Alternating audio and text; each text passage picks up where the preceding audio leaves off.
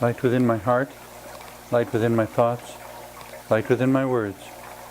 May one and all and everything, blessed and loved, ever be. Welcome. I'm Sister Who. I was having a discussion a while back with some friends in a different state, and we came to the conclusion, after examining all the dynamics, that when it comes right down to it, honorable people don't need government.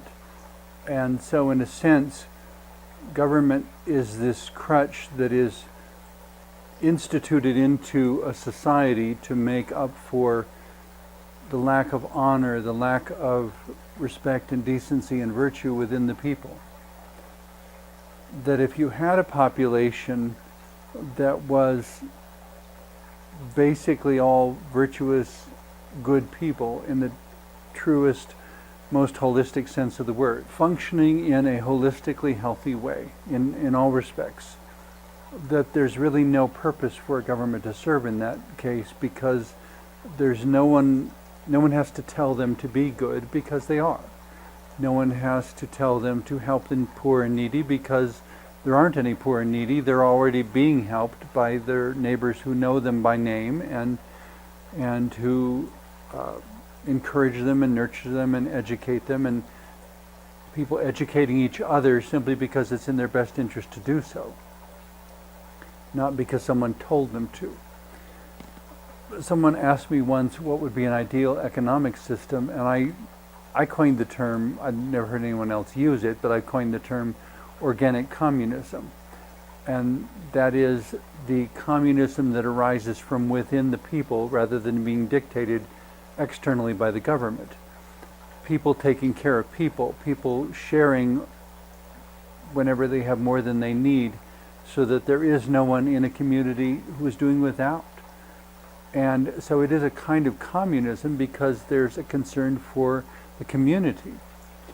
But it is not dictated or decided by somebody else, it's decided by the person. I'm helping you because I value you, because you're a member of my community, because I think everybody should have enough. If everyone believed that, it raises the, if that were accomplished within a relatively modern setting such as we have now, raises the wonderful spectacle, I guess you could say, that there's a car accident on the highway and everybody stops and gets out of their car to come running and see if they can help, instead of driving by being glad that I'm glad it wasn't me or somebody's family member, a member of the human family is going to be devastated by whatever happened there. And of course, in the current age, there are all these economic and political systems and systems of law enforcement and safety. Do we need to call the fire department? All sorts of things that suddenly kick into motion when an incident like that happens. But in each case, I would say this is because we have outsourced those activities to a select group of people instead of remaining engaged with them ourselves. In a similar sort of way, it was as if humanity at some point outsourced its spirituality to designated religious leaders, and that moral issues and ethical issues were to be addressed and taught and decided at the churches and synagogues and temples, that somehow it wasn't part of daily normal life, that it wasn't about being a holy person 7 days out of the week. It was about attending church services or whatever other requirement the clerics wanted to make upon the surrounding population.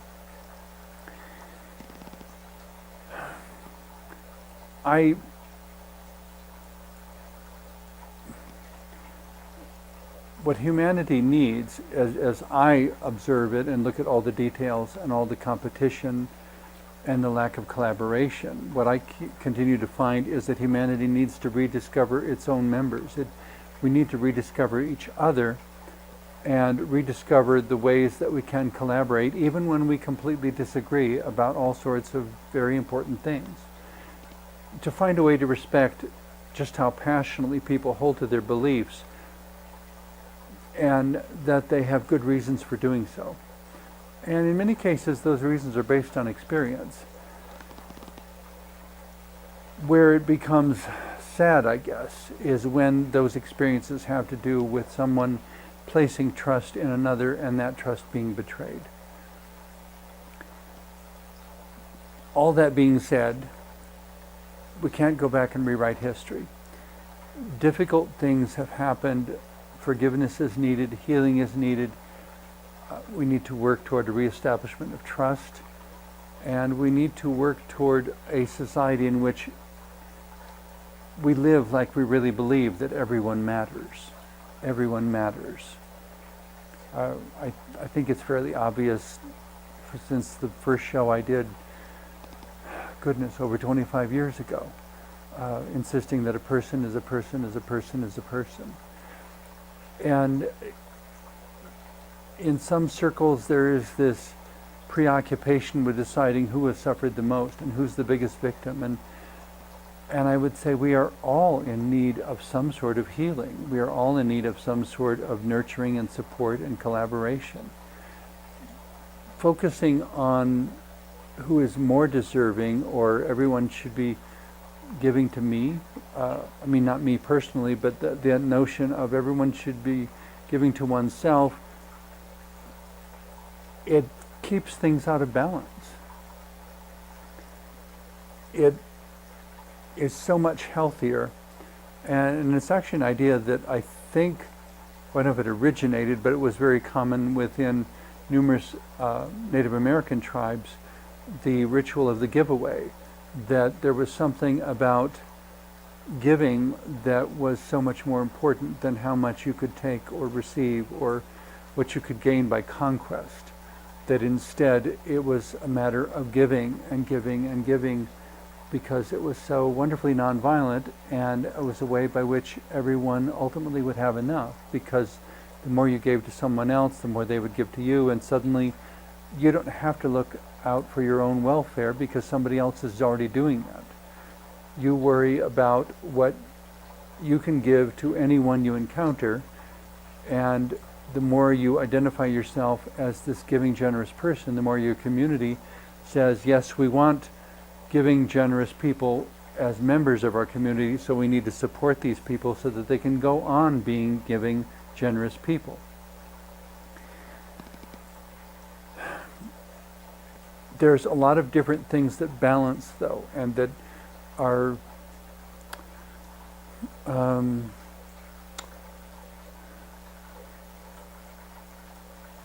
the heart cannot survive without the lungs, and the lungs cannot survive without the heart. One provides circulation, the other provides oxygen, and there are other organs in the human body that provide all sorts of other nutrients. The stomach and the digestion providing the actual fuel that by which the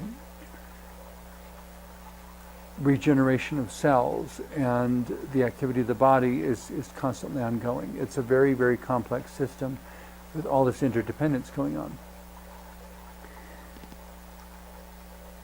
One of the songs that's perhaps well known, and I suppose may be controversial because of the way it could refer to controversial periods of history in North America,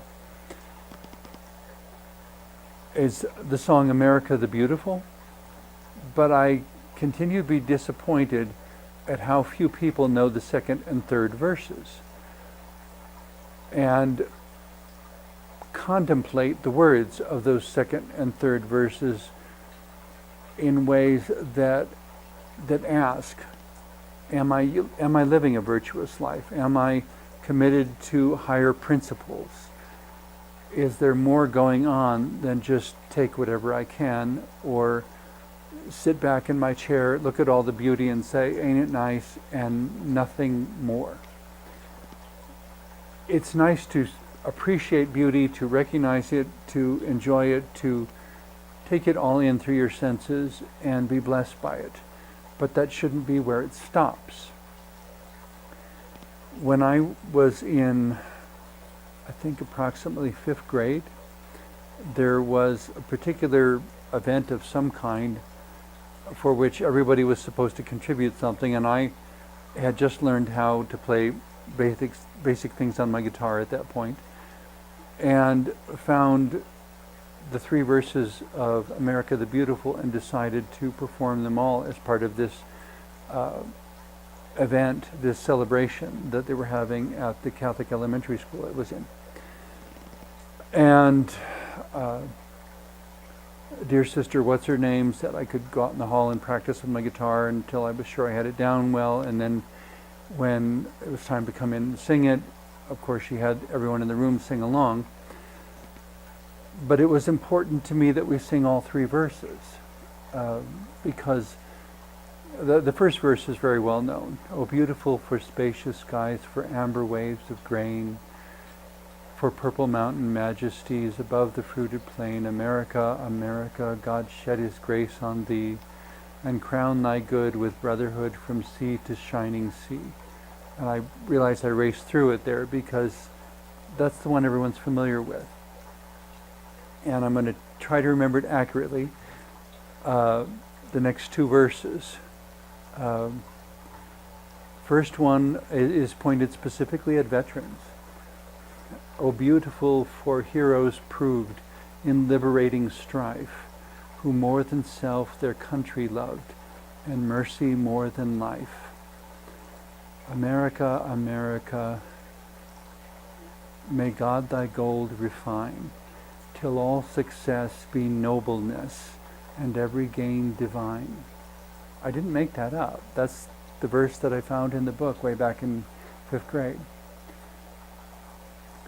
The 3rd verse, I suppose, becomes a little more controversial because of the relationship to Indigenous Americans. But again, from my perspective, a person is a person is a person, and the history of humanity on the planet is one group of people displacing another at various intervals.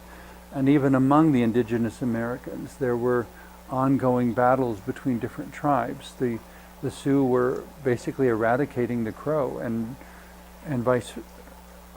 all these different conflicts that easily parallel anything that happened in Europe.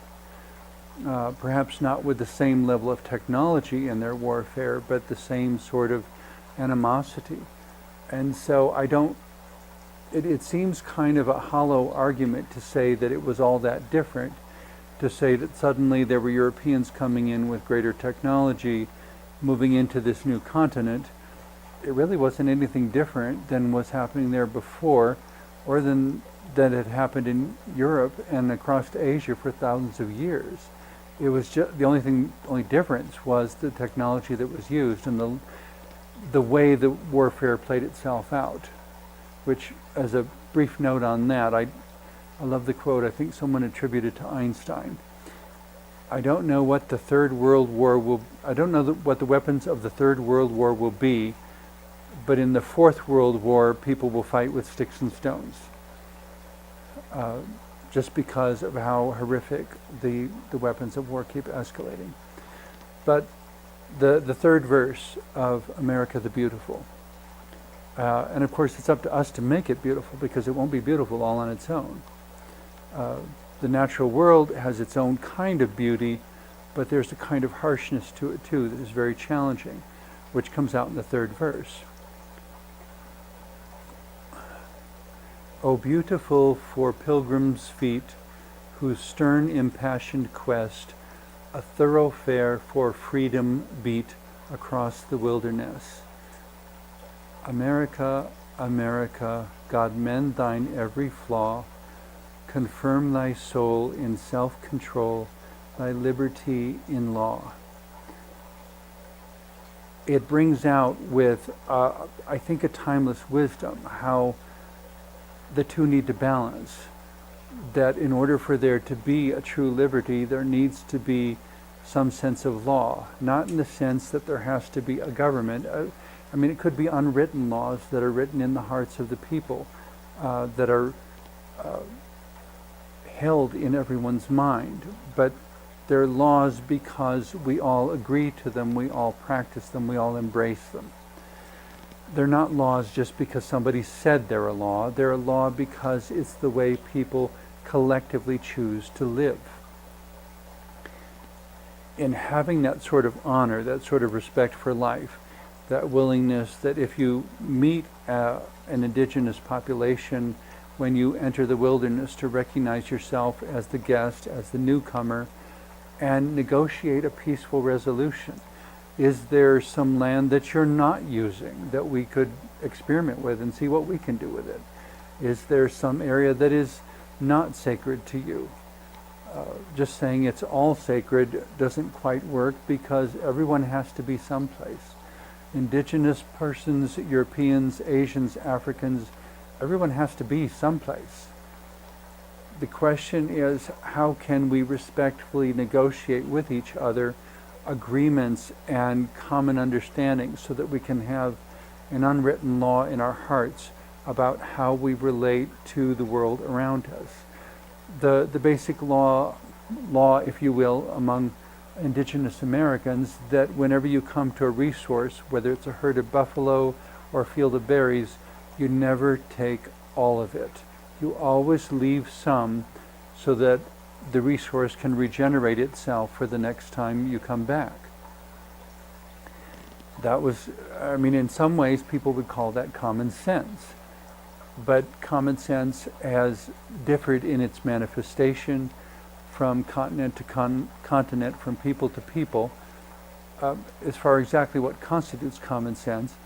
In the modern day and age, though, I'm told that I have too much common sense and that it's no longer common. And if that's the case, then it's time to support its resurgence. It's time to come back to saying our liberty is going to be defined by our laws, whether they are passed by a government or whether they are passed by ourselves. The laws, the agreements we embrace,